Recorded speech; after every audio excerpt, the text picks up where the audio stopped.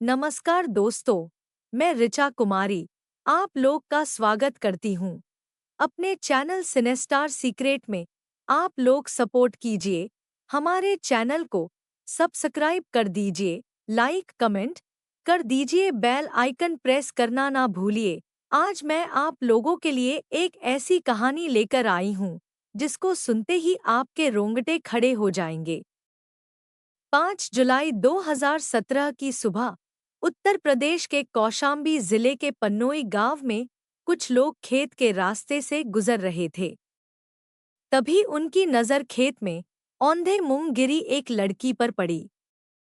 लड़की बिल्कुल बेसुध हालत में थी। लोग पहले तो घबरा गए, लेकिन फिर धीरे धीरे उसके पास पहुंचे और देखा कि उसकी सांसें थम चुकी हैं। बिना देरी किए उन्होंने तुरंत स्थानीय पुलिस को सूचना दी।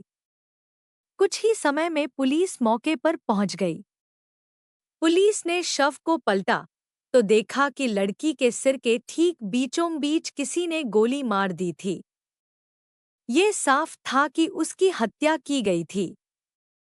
इतने में आसपास के गांव के लोग भी वहां इकट्ठा हो गए। पुलिस ने लड़की की तस्वीरें ली क्योंकि उसका चेहरा पहचानने लायक था। तस्वीरें गांव वालों को दिखाई गईं, लेकिन किसी ने भी उसे पहचानने से इनकार कर दिया। इससे पुलिस को यकीन हो गया कि यह लड़की आसपास की नहीं है। संभव है कि कहीं और उसकी हत्या करके शव को यहां लाकर फेंका गया हो। पुलिस ने शव को अपने कब्जे में लेकर पोस्टमार्टम के लिए भेजा और जांच शुरू की। सबसे पहले पास के सभी थानों में सूचना भेजी गई कि कहीं 24 से 48 घंटे के भीतर किसी लड़की की गुमशुदगी दर्ज की गई हो, लेकिन कोई भी रिपोर्ट इस लड़की से मेल नहीं खा रही थी। पुलिस को शव के पास से कोई मोबाइल फोन, कोई पहचान पत्र या कोई ऐसा सुराग नहीं मिला जिससे उसकी पहचान हो सके। समय बीतता गया। 5 जुलाई से 9 जुलाई तक कोई भी इस लड़की की पहचान करने नहीं आया। न कोई रिश्तेदार, न कोई परिचित।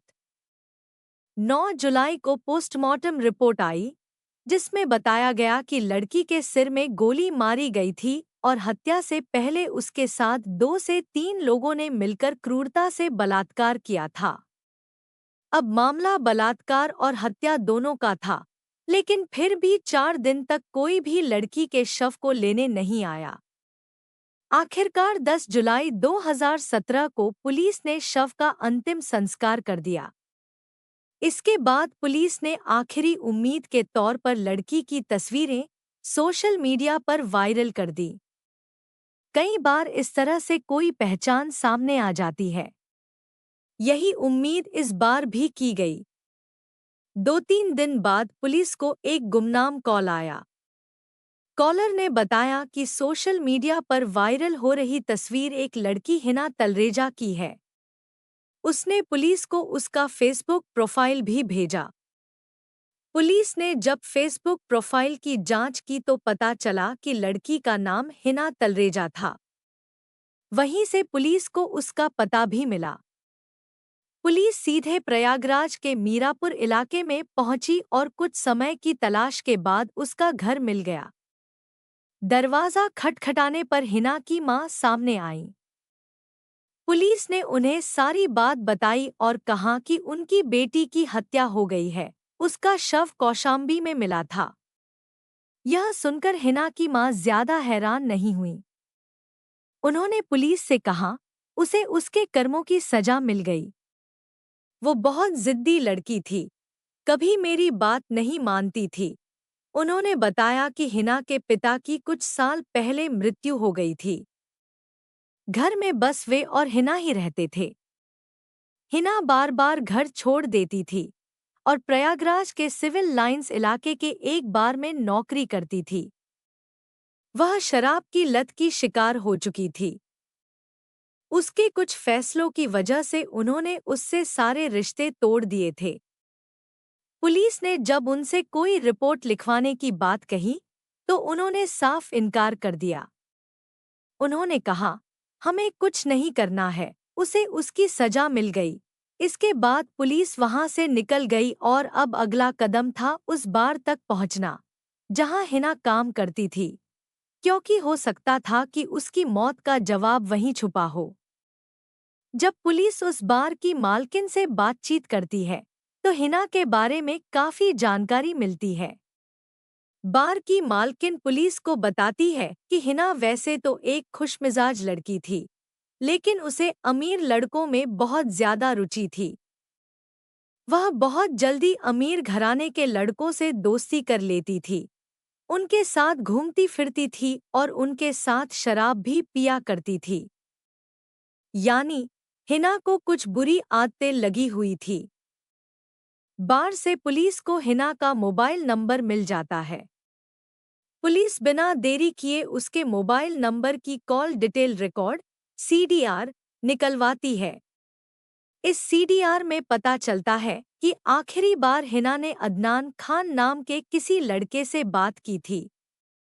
यह बातचीत 4 जुलाई की रात तकरीबन 9 बजे के आसपास हुई थी। यानी 5 जुलाई को जब उसका शव मिला, उससे ठीक एक रात पहले।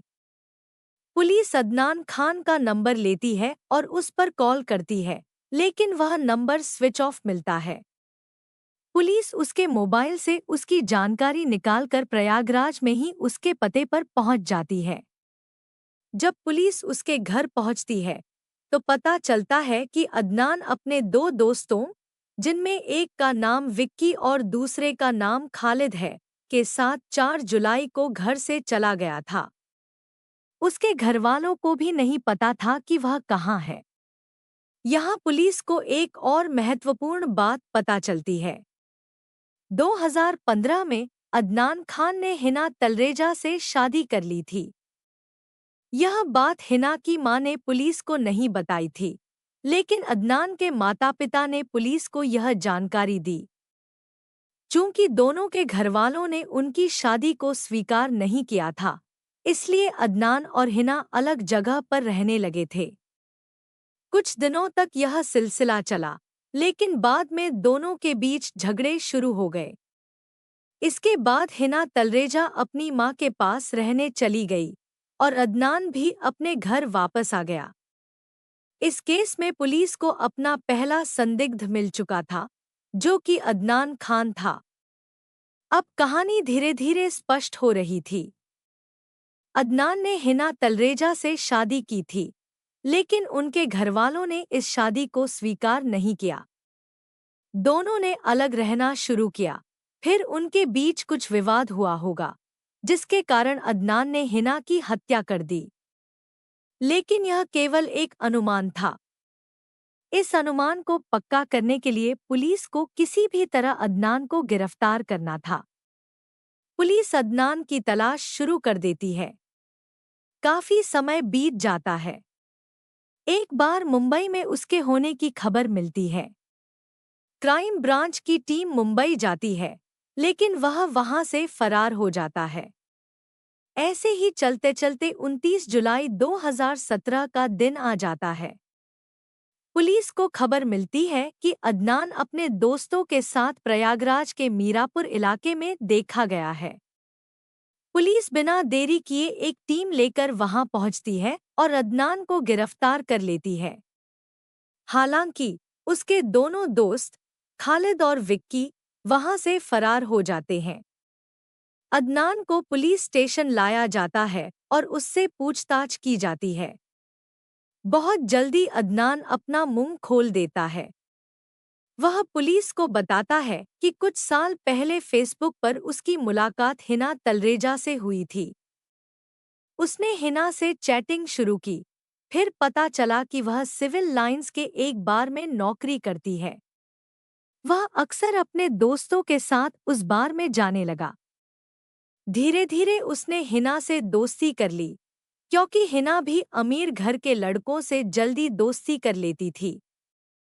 एक दिन मौका पाकर अदनान ने हिना तलरेजा को प्रपोज कर दिया।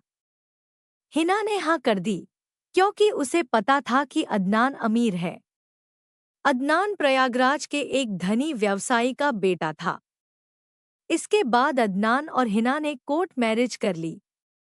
जब दोनों ने अपनी शादी की बात घरवालों को बताई, तो दोनों के ही परिवार वालों ने इसे स्वीकार करने से इनकार कर दिया। इसके बाद वे दोनों अलग रहने लगे। लेकिन हिना तलरेजा को कुछ बुरी आदतें थी। उसके कई पुरुष मित्र थे। वह अक्सर शराब पीती थी। इन बातों से अदनान को बुरा लगने लगा, क्योंकि हिना अब उसकी पत्नी थी।